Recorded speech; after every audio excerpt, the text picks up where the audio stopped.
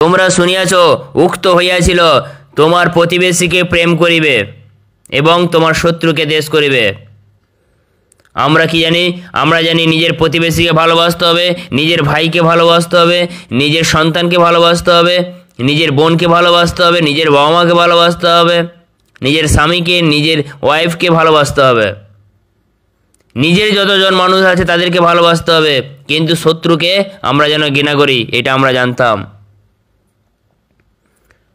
আমরা শত্রুদের সঙ্গে কথা বলি না। বাড়ির লোক তো বলে, ওই শত্রুটা তোর শত্রু, ওর কাছে তুই যাবি না, ওর সঙ্গে কথা বলবি না, ওর সঙ্গে মিশবি না, বাড়ির লোকও বলে। কিন্তু ঈশ্বরের কি বাক্য কি বলছে?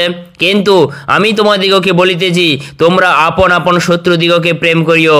ঈশ্বরের বাক্য বলছে যে আমি তোমাদেরকে বলছি, তোমরা নিজের শত্রুকে ভালোবেসো এবং যাহারা তোমাদিগকে তাড়না করে তাহাদের জন্য প্রার্থনা করিও। বলছে, যে তোমার শত্রু তোমার ক্ষতি করার চেষ্টা করে, তুমি তার ক্ষতি করতে যেও না, তুমি তার জন্য ঈশ্বরের কাছে প্রার্থনা করো, কারণ সেও ঈশ্বরের সন্তান। যেন তোমরা আপনাদের স্বর্গস্থ পিতার সন্তান হও। আমরা কার সন্তান? স্বর্গস্থ পিতার সন্তান, যে আমাদেরকে সবাইকে বানিয়েছে, যে মানুষকে বানিয়েছে, তারই সন্তান আমরা। কারণ তিনি ভালো মন্দ লোকেদের ওপরে আপনার সূর্য উদিত করেন। তিনি ভালো মন্দ লোকের ওপরে, ভালো কার জন্য ভালো দরকার, কার জন্য মন্দ দরকার, সমস্ত কিছু তিনিই করেন। এবং ধার্মিক অধার্মিকগণের ওপরে জল বর্ষণ এবং ধার্মিক এবং অধার্মিক দিগকে তিনি ফল দান করেন। কেননা যাহারা তোমাদিগকে প্রেম করে তাহাদিগকে প্রেম করিলে তোমাদের কি পুরস্কার হইবে? যারা আমাদেরকে প্রেম করে, আমরা যদি তাদেরকে ভালোবাসলাম, আমাদের জন্য কি পুরস্কার রয়েছে? আমাদের প্রার্থনা কি ঈশ্বর শুনবে? করগ্রাহীরা কি সেই রকম মতো করে না? যারা এই পৃথিবীতে কর আদায় করে, যারা এই পৃথিবীতে অন্যায় কাজ করে, যারা পৃথিবীতে নিজের প্রতিবেশীকে বেশি বেশি ভালোবাসে, সবাই তো নিজেরটাকে ভালোবাসে, কিন্তু কেউ কি শত্রুকে ভালোবাসে? ভালোবাসে না। আর তোমরা যদি কেবল আপন আপন ভাতৃগণকে মঙ্গলবাদ করো, তবে অধিক কি কর্ম করো? বলছে, এই জগতের যত মানুষ ঈশ্বরকে জানে না, এই জগতের যত মানুষ ঈশ্বরের পথে চলে না, তারাও তো নিজের ভাই বোনকে বেশি ভালোবাসে, নিজের প্রতিবেশীকে ভালোবাসবে, নিজের লোককে বেশি ভালোবাসে। কিন্তু তোমাদের মধ্যে আর ওদের মধ্যে ডিফারেন্স কি থাকলো? তোমরা ঈশ্বরকে জানার পরে কি শিখলে? তোমরা নিজের প্রতিবেশীকে ভালোবাসো, নিজের শত্রুকেও ভালোবাসো। ওই শত্রু যদি তোমার ক্ষতি করে, তুমি ওর ক্ষতি করতে যেও না, তুমি ওর জন্য ঈশ্বরের কাছে প্রার্থনা করো, মঙ্গলবাদ করো। পরজাতীয়রা কি সেই রকম করে না? যে ঈশ্বরকে জানে না, সেও তো নিজেরটাকে বেশি ভালোবাসে। নিজের ভাইকে ভালোবাসবে, নিজের বোনকে ভালোবাসবে, নিজের বাবা মাকে ভালোবাসবে, নিজের প্রতিবেশীকে ভালোবাসে, নিজের ফ্যামিলিকে ভালোবাসে, নিজেরটাকে বেশি ভালোবাসবে, কিন্তু কেউ শত্রুকে ভালোবাসে না। কিন্তু তুমি ঈশ্বরকে জেনেছো, তুমি ঈশ্বরের পথে চলছো, তুমি যদি শত্রুকে ভালোবাসো, ঈশ্বরও তোমার কথা শুনবে।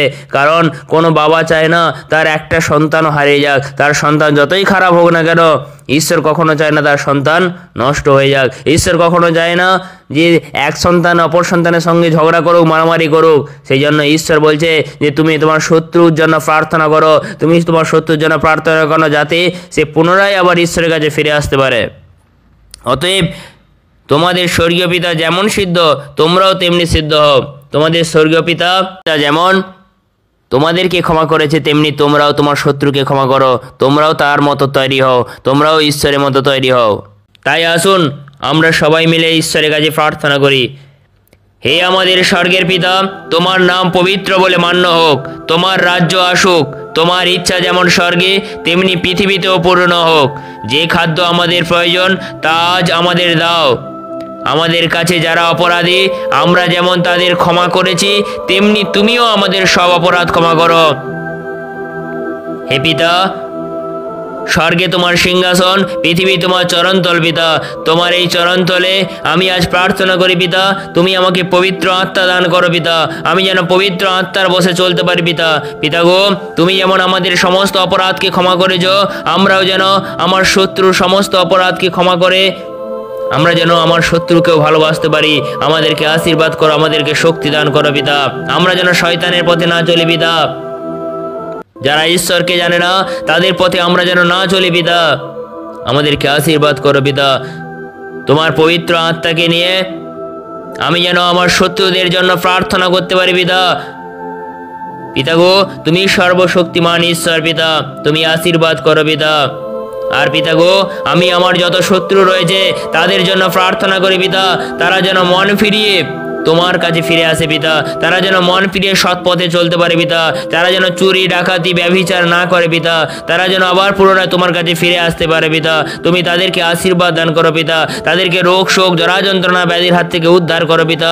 তুমি সর্বশক্তিমান ঈশ্বর পিতা, তুমি সবাইকে বানিয়েছো পিতা, তুমি এই পৃথিবীর সমস্ত মনুষ্য জগৎকে সৃষ্টি করেছো পিতা। তোমার কাছে প্রার্থনা করি পিতা, এই মনুষ্য জগৎকে তুমি রক্ষা করো পিতা, তুমি সমস্ত মানুষের হৃদয়ের মধ্যে পবিত্র আত্মা দান করো পিতা, তারা যেন সবাইকে ভালোবাসতে পারে পিতা।